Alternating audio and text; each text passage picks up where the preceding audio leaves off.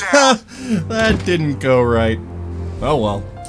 Welcome to Quick Compare, the show where we take a multi-platform game, choose two platforms, and try to objectively see which version is better. And today we are looking at the amazing Rainbow Six on N64 and Sega Dreamcast. Now, both versions of these games are based on the 1998 PC original. The N64 version came out in November of 1999 and was developed by Sapphire. Yes, the same Sapphire that brought us Army Men Sarge's Heroes for Dreamcast. And the Dreamcast version was brought over in May of 2000 and was created by Pipe Dream. Now, there were a number of other ports for this game to macOS, Game Boy Color, and even PlayStation, but we're not going to discuss that version. Now, for those of you that haven't played it, Rainbow Six follows the storyline of the original book, pretty much, from Tom Clancy. Now, it isn't exactly the same because the game did get finished before the book, so there are a couple of changes near the end especially that you can really tell. Now, what made this game unique in 1998 is that it wasn't just another run-of-the-mill shooter. This was something completely different for the time. You actually had to go through and plan out your mission. And a good portion of the game is doing this planning. You set up your equipment, you plan out attack routes, you look at the intel. Like, that is Rainbow Six. It is high-depth strategy mixed with brief moments of combat. And honestly, it's that aspect of the game that really makes me like it. Instead of being run and gun, you die in one hit and you need to be really strategic about it. And in doing this game, they basically spawned the tactical shooter genre. Now, both versions of the game are based off the PC original, with the Dreamcast version being the more faithful port. It has all 16 missions, plus the Eagle Watch expansion mission pack, which had the bonus operators and extra missions. The Dreamcast version also features numerous training missions, but I'm not sure if those were in the PC release or not. Over on the N64 side, though, things are really interesting. There are a couple of cutbacks. There's only 12 missions instead of 16. But the game does include a full two-player co-op mode not found in the Dreamcast version. And yes, it is quite fun to do. As far as menus are concerned, the Dreamcast retains all of the same menu structure as was found on the PC original release. Now, this menu system works great for PC. For Dreamcast, not so much. It's really clunky to navigate. I'm not a big fan of having to interface with this menu. And again, it does look nice, and there's tons of info to be had. It's just such a nightmare to navigate. You have to use a combination of the D-pad and your thumbstick, depending on what screen you're on. It's just a total mess. Once you get used to it, though, I mean, it is what it is. On the N64, the menu is way more streamlined and has actually been developed for console use in mind. You have everything selectable in a nice line. You could back out of it, select a different thing, and just move forward from there. You're not dealing with the constant flow of menus. And did I mention that it was just easier to use? I mean, it's so easy and feels good. This streamlined menu does come at a cost, though, and there is just not near as much information given per mission as there is in the Dreamcast version. There's enough to get by and understand what's going on, but honestly, some of the extra details found in the Dreamcast version are just really cool. Now, if you haven't been able to tell yet, Rainbow Six is a very menu-intensive game. Not only do you get your mission briefings, your intel, and equipment set up in menus, you also do all of your planning from a menu as well. And honestly, doing it on Dreamcast is very difficult. Even after having played it for a while, it just doesn't feel as good to me as the N64 version. There's a lot more steps involved over being able to just click.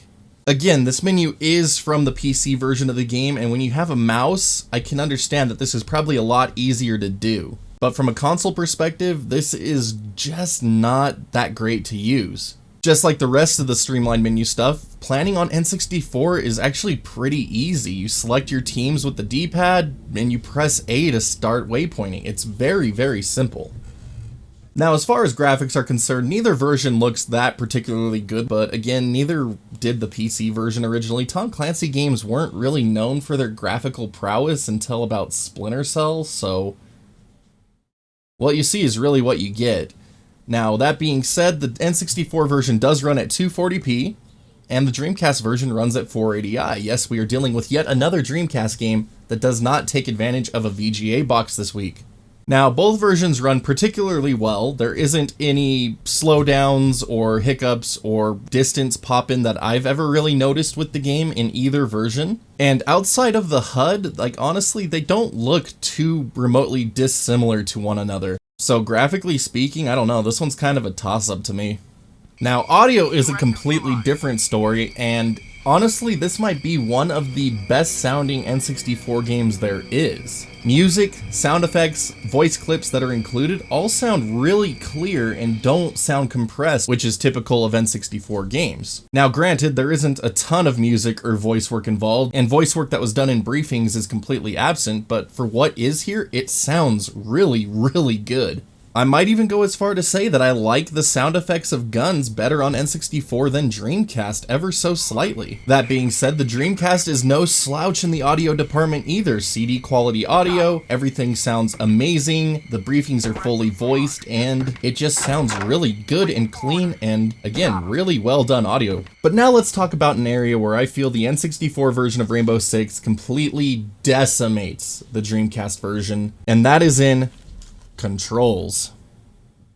Every button on the N64 is used for an in-game function, including the C buttons, A, B, start, D-pad, L, R, and Z. Each button has its own single function, and it works out really, really well. There are some extra commands that you can utilize by using the start menu. This game actually has a pretty interesting start menu for the N64 version. You press start, it brings up a team command menu, and then if you press start again, it brings up the actual options menu.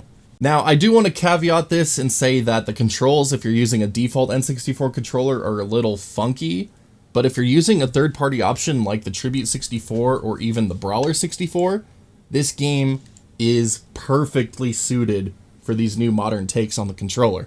Now, controls over on Dreamcast are nowhere near as streamlined, unfortunately, and there is quite an insane difficulty curve to figuring out how to play Rainbow Six on this monster. Like the N64 version, every button is utilized for some form of movement or gameplay option, but unlike the N64 version, every command from the PC game is retained in the Dreamcast version, and there are a ton of shift keys and button combos in use to do simple things like reloading. Now again, once you get used to actually playing the game on the Dreamcast, it isn't the worst thing in the world, but having to memorize all 30-something button commands is really, really difficult. Now, as far as price is concerned, both versions of the game can actually be had for around $3 to $30 depending on completeness, so there really isn't too much of a price discrepancy here. But the time has finally come for us to announce our winner, and this week it's gonna have to be a draw. Content-wise, the Dreamcast version wins hands down, but as an actual playable game, I have to give it to the N64 version.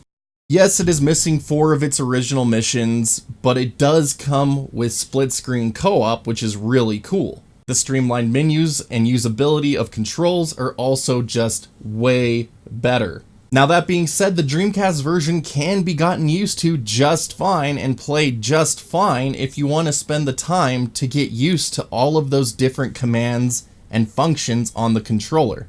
But I would love to hear your guys' take on this, so if you can leave me a comment below telling me which version you like best, I would love to hear it. But now I would like you to go and enjoy this side-by-side of Rainbow Six running on original hardware, through RGB, through an OSSC to my capture equipment. One little note I would like to put into place is that I did line up the missions to kind of correspond to one another, something similar graphically. So that being said, the first mission of the N64 version and the second mission of the Dreamcast version are what are going to play first, and then the second mission of the N64 version and the first mission of the Dreamcast version are going to play second. Anyway, enjoy. Operation Cold Thunder. Hutu rebels have captured a research outpost in the Congo run by the Horizon Corporation. Your mission is to rescue the American and European scientists without alerting the main body of the rebel force to your presence. You made quite an impression on the Belgians during that embassy takedown. They're insisting that we handle this situation in the Congo. Horizon is the darling of the biotech industry, wildly profitable with a strong activist streak. I'll let their CEO, John Breitling, fill you in on their activities in Africa. The bottom line for us is that the leader of their research team is a VIP named Catherine Winston. High-ranking friends at NIH, WHO, dinners at the White House. You get the idea. It's absolutely essential that if you get anyone out, that it's her. We're not in the Congo to turn a profit. We're there at the request of the World Health Organization to see if we can come up with a cure for the epidemic that's been decimating West Africa's cattle population.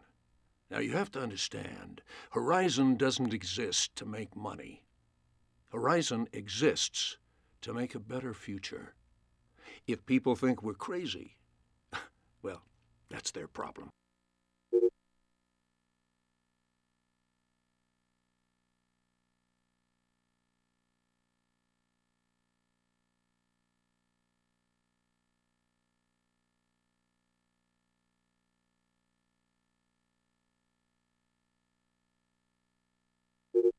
We're not in the... You made quite an... Operation.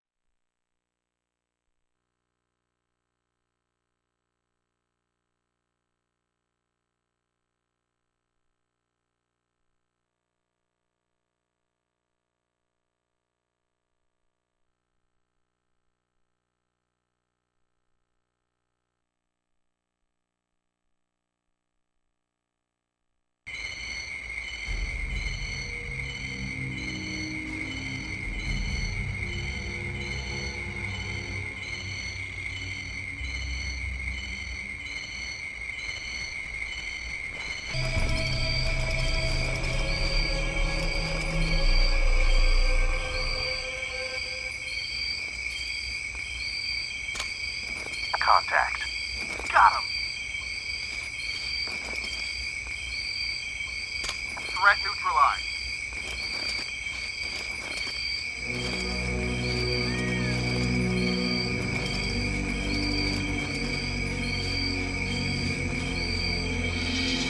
Neutralized.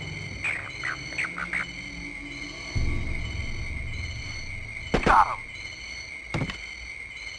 Threat neutralized. Waiting for orders. Got him!